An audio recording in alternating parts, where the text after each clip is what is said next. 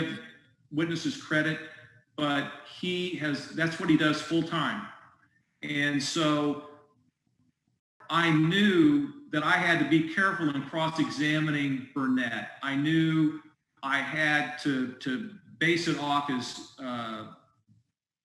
deposition testimony and things of that nature.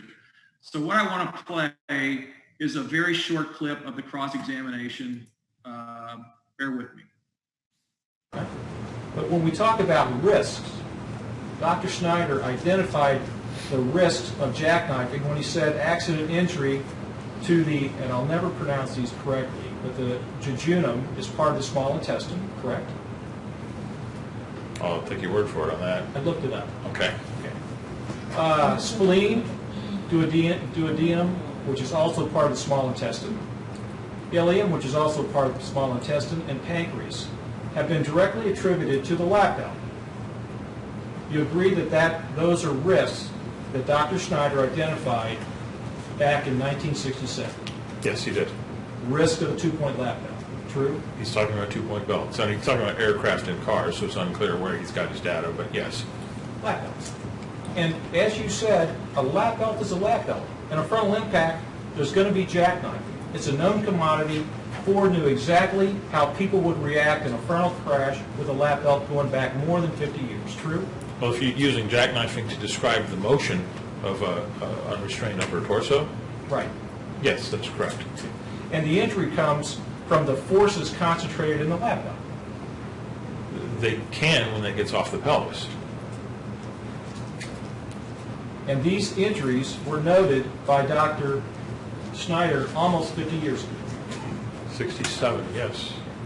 These injuries are almost identical to the injuries suffered by Cheval Batts in this crash in 2010. He had injuries to his small intestine. They were torn in two places. True?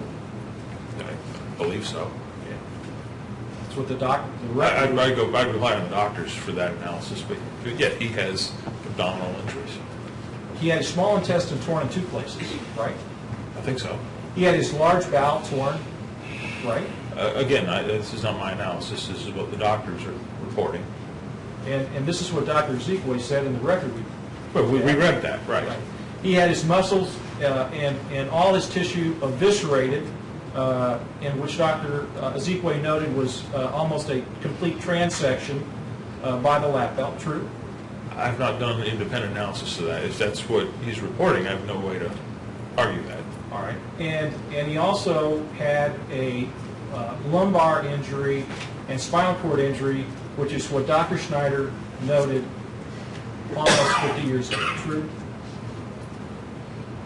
Well, he has a lumbar fracture, and there's one discussed here.